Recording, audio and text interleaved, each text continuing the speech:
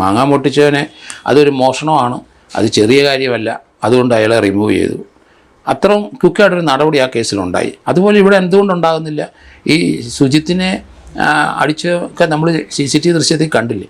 അത് ഇനി ഒരു സസ്പെൻഷനിലൊക്കെ എന്ന് പറഞ്ഞു കഴിഞ്ഞാൽ ആൾക്കാർക്ക് പോലീസിനോടും ഗവൺമെൻറ്റിനോടും പുച്ഛം തോന്നും. കാരണം അതല്ലല്ലോ അതിൻ്റെ ആവശ്യം. മാങ്ങ പൊട്ടിച്ചവനെ പിരിച്ചു വിട്ടത് നമ്മൾ കണ്ടല്ലോ.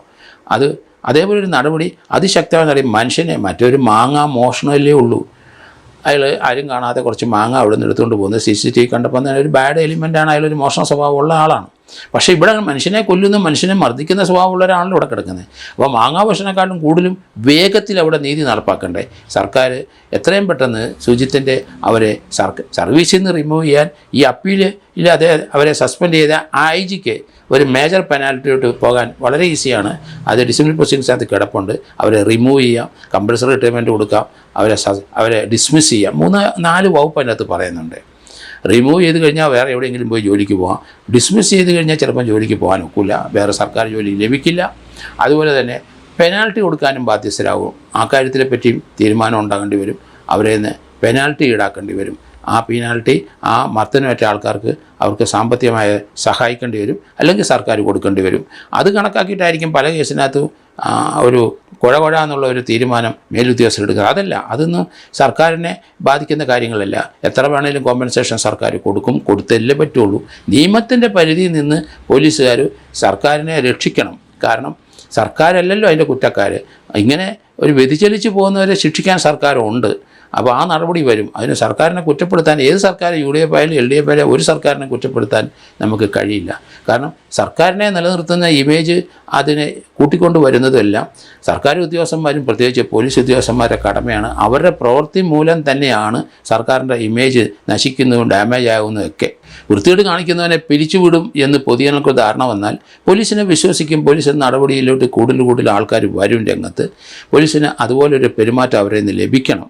അതുകൊണ്ട് ഇങ്ങനെയുള്ള ധാരാളം പേര് ദുഃഖിച്ച് വീട്ടിൽ നിന്നിരിക്കുന്നു. പോലീസിൻ്റെ തല്ല് കിട്ടിയത് നീതി തെറ്റായ രീതിയിൽ പൈസയും വാങ്ങിച്ചിട്ട് വേറെ ആ കേസിനകത്ത് നീതി നടപ്പാക്കേണ്ട പോലീസ് മറുകണ്ഠം ചാടി അവർക്ക് നീതി കൊടുക്കാതെ വളരെയധികം ആൾക്കാർ ദുഃഖിക്കുന്നത് എനിക്കറിയാം.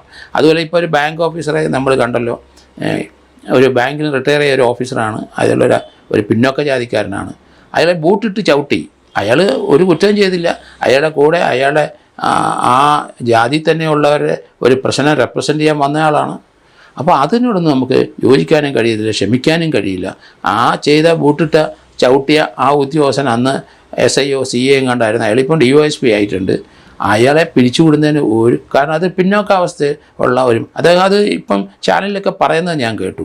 അത് എത്ര ഉന്നതനായാലും ശരി അവരെ പിരിച്ചുവിട്ടേ പറ്റുള്ളൂ. അത് ഒരു ADGP ആയാലും ശരി, ഒരു DGP ആയാലും ശരി, ഒരു ബ്ലാക്ക് മാർക്ക് വന്നു കഴിഞ്ഞാൽ IPS ഉദ്യോഗസ്ഥനായാലും IAS ഉദ്യോഗസ്ഥനായാലും ശരി അവരെ പിരിച്ചുവിടാനുള്ള നടപടി ഉണ്ട്.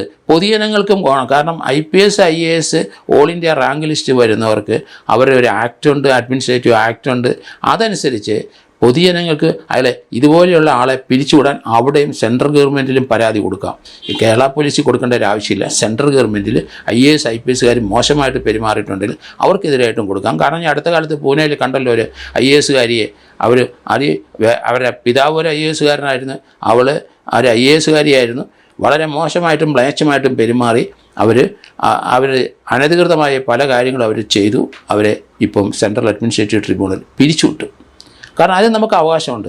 അതുകൊണ്ട് ഒരു IASകാരിയാണ് അല്ലെ IPSകാരിയാണെന്ന് സർവജ്ഞപീഠം കരുതിയെന്ന് അവരും കരുതണ്ട, പൊതുജനങ്ങൾ അങ്ങനെ ചിന്തിക്കുകയും വേണ്ടതാണ് ഞാൻ പറയുന്നത്. നമുക്ക് കൊടുക്കാൻ അവകാശമുണ്ട്. കേരള പോലീസിൽ സ്റ്റേറ്റ് ഗവൺമെൻറ് കൊടുക്കാം, ഇല്ലെങ്കിൽ സെൻട്രൽ ഗവൺമെൻറ് കൊടുക്കാം. അത് അഡ്മിനിസ്ട്രേറ്റീവ് ട്രിബ്യൂണലിൽ അത് കംപ്ലയിൻറ്റ് കൊടുക്കാം.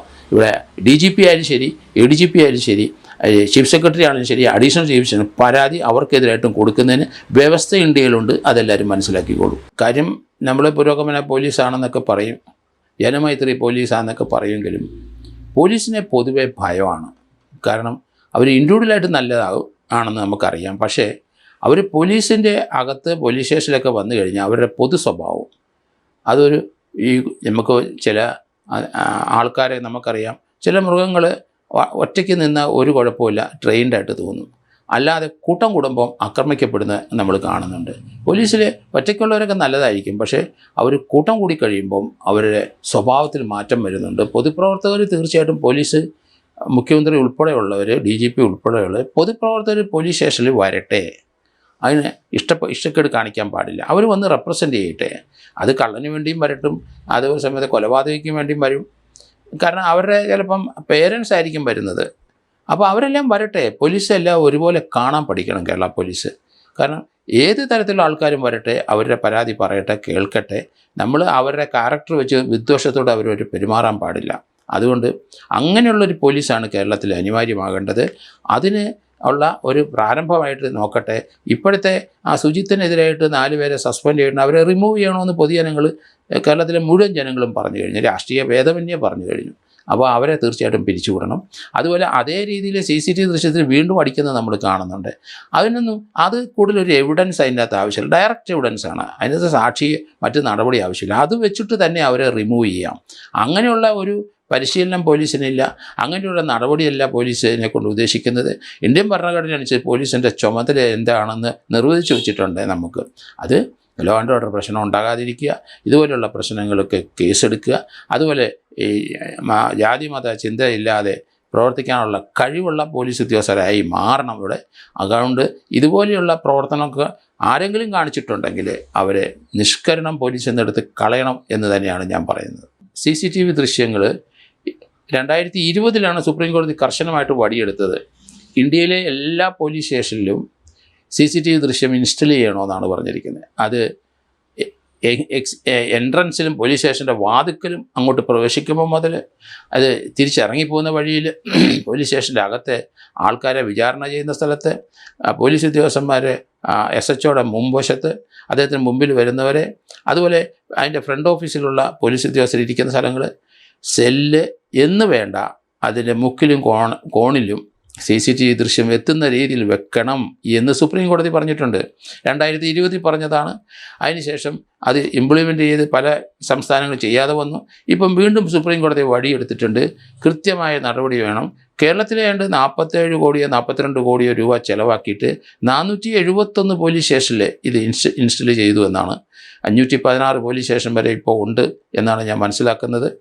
എന്തായാലും 471 അന്ന് ഇൻസ്റ്റൽ ചെയ്യാൻ സർക്കാർ ഫണ്ട് അനുവദിച്ചിട്ടുണ്ട്.